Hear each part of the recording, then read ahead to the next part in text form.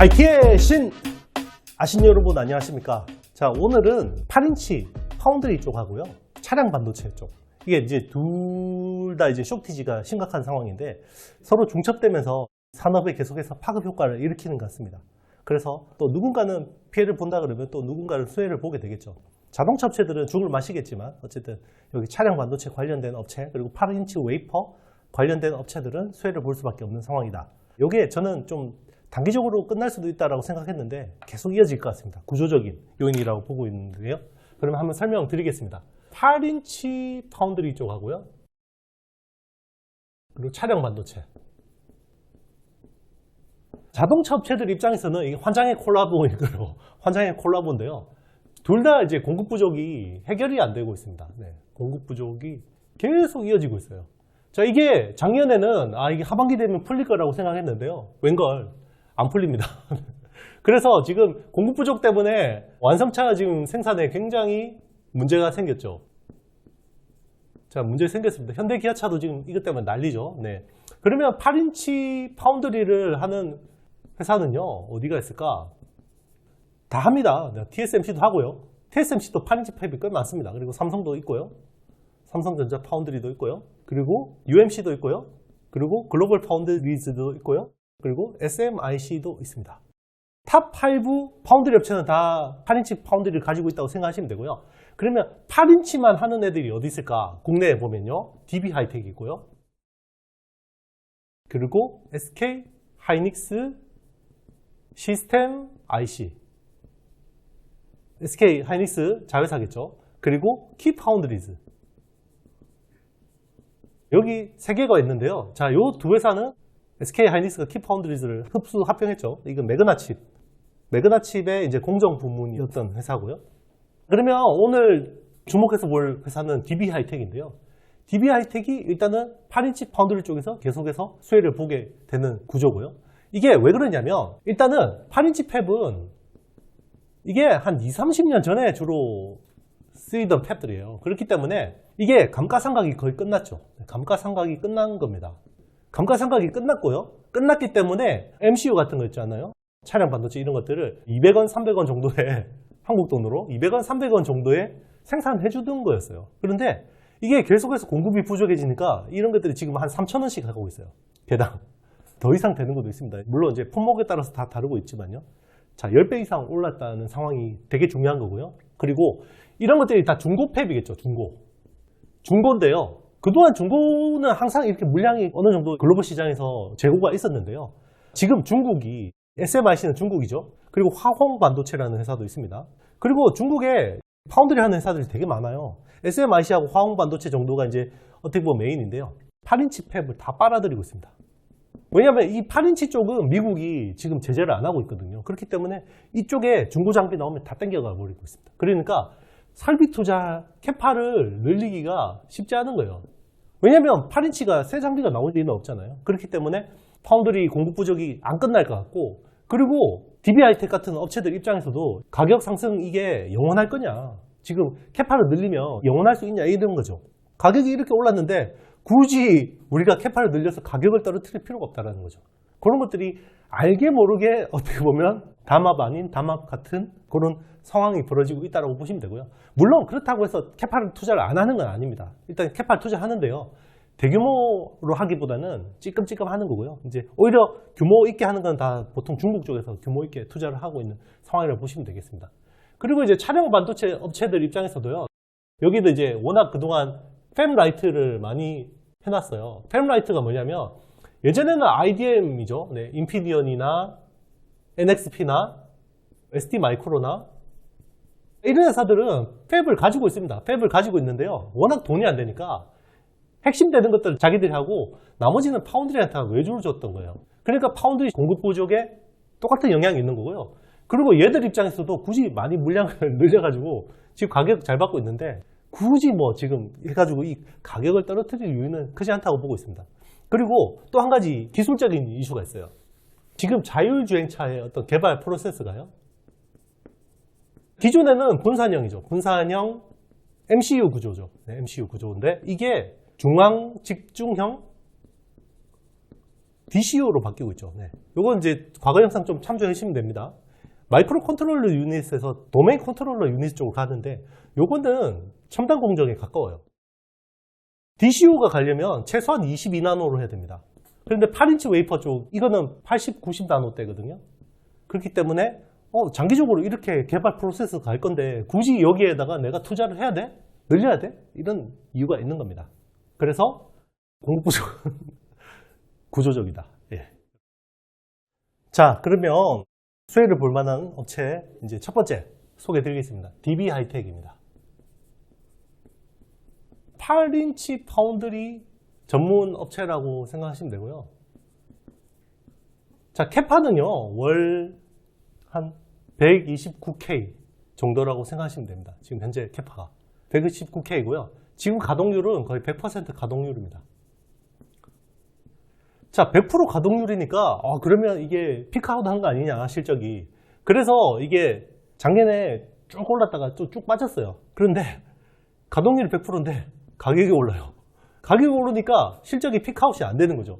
계속 10%, 20%씩 올리는 거예요.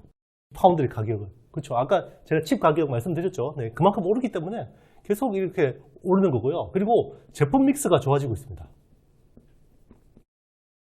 디스플레이 드라이버 IC 쪽 이런 쪽을 많이 했는데요. 이런 것들은 이제 비중을 줄이고 PMIC나 센서 같은 것들을 계속 늘리는 거예요. 자, 이런 것들이 판가도 더 좋거든요. 판가도 더 좋습니다. 그리고 이제 캐파도 연말까지는 조금 늘릴 계획이 있습니다. 지금 한 145에서 한 150K 정도로 연말까지 늘릴 가능성이 높아졌고요. 그리고 이 회사는 항상 M&A 이슈가 있습니다. 동부그룹이잖아요. 그래서 계속 입질이 들어오고 있습니다. 인수. 왜냐하면 8인치 파운드리 쪽이 워낙 좋기 때문에 인수 의향이 있는 회사들이 되게 많습니다. 그래서 이런 것들도 좀 주가에 긍정적이다 보시면 되고요. 실적 한번 보겠습니다. 21년 매출은요 1조 2,100억, 그리고 영업이익은 3,991억.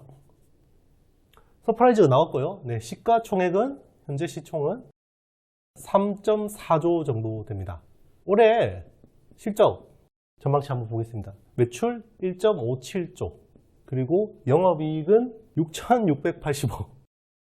작년에 피크아웃인 줄 알았는데 전혀 피크아웃이 아니죠. 지금 이걸 보면 와, 이 밸류에이션이 말도 안 되죠. 그런데 항상 이 피크아웃에 대한 우려는 없어지지 않는다. 언제 빠질 수 있다라고 우려하기 때문에, 자, 이 이익을 내는데도 불구하고, 내 것임에도 불구하고 계속 이제 3조대 시총 머무르고 있다. 이렇게 보시면 되겠습니다. 자, 제가 두 번째로 소개드릴 회사는요, 해성 DS입니다. 이 회사는 리드 프레임, 그죠?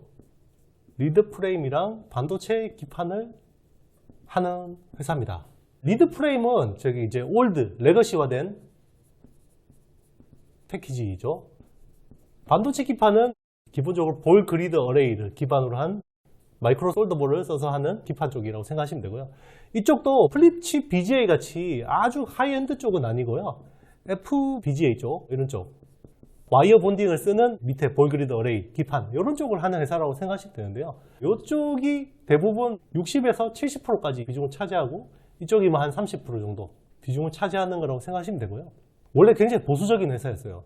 그래서 작년에 500억 투자한다고 그랬을 때 시장에서 깜짝 놀랐어요. 와, 이렇게 보수적인 회사가 500억을 투자를 하다니. 그러니까 해성 DS도 이게 구조적인 쇼티지인지 단순히 단기적인 말차적인 요인인지 좀 판단이 안 섰던 것 같아요. 그런데 최근에 3,500억 투자 발표를 했습니다. 창원에. 향후 3년 동안. 자, 이 회사는 그래서 인피니언이나 SD 마이크로 이런 MCU 차량 반도체 업체들한테 이 기판을 납품을 합니다. 그렇기 때문에 이 정도 물량은 어느 정도 장기 공급 계약에 대한 어떤 것들은 감안하고 투자를 하는 거겠죠. 실적 한번 보겠습니다. 21년 매출은요 6,554억 매출 나왔고요. 영업이익은 863억. 네, 서프라이즈가 나왔습니다. 현재 시총은요 9천억입니다. 9천억 정도고요. 22년 전망치 한번 보겠습니다. 7,400억 매출에 영업이익은 1,200억. 싸죠? 네. 여러분 숫자 잘 보시는 분들 1,200억 이익이 나오는데 9천억 시총이다. 똑같습니다. 이 회사도 피크아웃에 대한 우려가 있다. 가능성이 아예 없지는 않다라는 게 이건 거고요. 네. 그래서 항상 반도체 기판 쪽도 그렇고요. 심텍, 대덕전자 뭐 이런 것들 보시면서 스스로 판단하는 수밖에 없습니다. 이게 픽아웃인지 구조적인 건지. 네. 저는 이게 좀 구조적인 요인으로 넘어가고 있는 상황이라고 보고 있습니다. 자, 제가 세 번째로 소개드릴 회사는요. 처음 제가 소개드리는 것 같은데요. 텔레칩스라는 회사입니다. 차량 반도체 팹리스 업체라고 생각하시면 되고요. 지금 쇼티지 때문에 팹리스가 문제인 거 아닌가요? 생각하실 수 있는데 오히려 피해주라고 생각하실 수도 있는데요. 이 회사는 MCU나 이런 쪽은 아직 메인은 아니고요. 인포테인먼트 이런 쪽으로 하고 있고요. 차량용 그리고 AP 고성능 반도체 쪽 나름 이런 MCU에 비해서 고성능 반도체 쪽을 설계하는 회사다 생각하시면 되고요. 지금 그나마 12인치 웨이퍼 쪽은 좀 쇼티지가 파운드리 쪽이 좀 나은 편이거든요. 8인치에 비해서는. 8인치는 계속 쇼티지인데 12인치는 조금씩 풀리고 있습니다. 그래서 회사 같은 경우는 조금 이제 수급에서 좀 자유로운 부분이 있고요. 매출 구조를 보면요. 대부분이 이제 지능형 자동차라고 해서 작년 매출이 1229억 지능형 자동차 쪽에서 나왔고 올해는 한 1400억 정도 나올 것 같습니다. 그리고 스마트홈. 자, 지금 점점 집안도 똑똑해지고 있죠. 네, 103억 정도 작년에 나왔는데 올해는 한 115억 미미한 성장이라고 생각하시면 되고요. 그리고 기타 매출이 33억 정도 있는데 올해는 한 30억. 결국 지능형 자동차 쪽 메인이라고 생각하시면 되고요. 이게 인포테인먼트, AP 그리고 MCU 쪽도 지금 진출을 선언하고 열심히 준비하고 있습니다. 자, 이 회사 특징은요. 자회사가 굉장히 똑똑한 회사가 있습니다. 똘똘한 회사가 있습니다. 칩셋 미디어라고요. 반도체 칩 설계 IP를 파는 회사입니다. 비디오 IP를 파는 회사고요. 이 회사는 이제 칩리스라 그럽니다. 보통 ARM이 하는 비즈니스가 칩리스 비즈니스라고 하죠. 네. 이렇게 IP를 파는 회사인데요.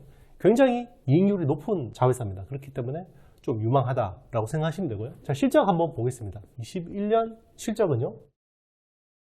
매출이 1364억 그리고 영업이익이 81억 현재 시총은 2480억 작년 실적은 비하면 좀 시총이 싸다고 할 수는 없는데요. 작년에 이제 흑전했습니다. 흑전. 전년 마이너스 85억 적자에서 흑자 전환했기 때문에 이런 거 감안하셔야 되고요. 그리고 22년 올해 실적 전망치는 1545억 매출에 영업이익은 145억.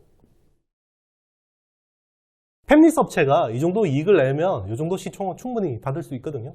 그래서 한 30% 정도의 업사이드는 충분하다. 그리고 이런 MCU에 대한 모멘텀 이런 것들도 아마 12인치에서 이런 것들은 만들 것 같아요. 네. 기존에 8인치 웨이퍼 확보해가지고 MCU 진출하는 것은 큰 의미가 없기 때문에 아마 12인치 기반으로 좀 더 미세화된 공정을 가지고 20나노대 공정 가지고 MCU를 하지 않을까 이렇게 생각하고 있습니다. 그렇기 때문에 앞으로 업사이드는 충분하다. 자, 여러분 즐거운 Q&A 시간입니다. 지난 시간에 제가 소개드린 P&H테크에 대한 질문들이 꽤 많더라고요. 네. 작은 종목인데 좀 많은 분들이 투자를 하고 계신 것 같아요. 자, 오곡 코코볼바님께서 남겨주셨어요. P&H테크 장기 투자 중입니다. OLED EX 반영해서 추정치는 좀 수정하는 중인데 단가 변화된 부분도 있을까요? 최근에 BOE나 CSOT 쪽 납품 말 나오는 부분도 있을까 궁금하네요. LGD가 OLED에서 성공할 거라고 믿습니다. 그리고 애널분들 추정치가 23년 매출 750억이던데 이게 가이던스여서 그렇게 설정된 값이죠. LGD, 삼성전자 납품, 중국향 신규 고객사 물량 가능성은 반영되지 않은 부분이죠? 라고 물어보셨어요. 질문이 너무 많으셨어요. 일단은 OLED EX부터 좀 설명을 드려야 될 것 같아요. 네, 이분은 이제 좀 이해도가 높으신데요. 자, 요거는 LG 디스플레이가 공개한 기술이고요. CES 2022에서 이제 공개한 기술이고, 이게 이제 기존의 주재료인 유기물 재료를 수소 기반에서 이 중수소 기반으로 바꿔서 광효율을 밝기를 한 30% 이상 높이고, 그리고 수명을 20% 이상 높였다. 요게 OLED EX의 어떤 포인트거든요. 요거는 P&H테크하고 듀폰, 글로벌 듀퐁이라고 그러죠. 여기서 이제 라이센스를 맺고 만드는 소재라고 생각하시면 됩니다. 이게 장수명 블루호스트라는 게 들어가거든요. 처음 들으신 내용이시면 자, 지난 시간 영상 참조하시면 됩니다, 여러분. 이런 OLED EX 쪽을 이제 LGD가 많이 생산하겠죠. 그러면 이제 P&H 테크가 이제 수혜를 보는 구조인 거고요. 그리고 이제 여기에 어쨌든 화이트 OLED로 해서 삼성전자에다가 납품이 되니까 나중에는 이제 OLED EX도 삼성전자에 납품할 수 있지 않을까 이런 이제 기대감을 이제 말씀하시는 거고요. 23년 추정치가 뭐 750억 이렇게 나오는 거는요.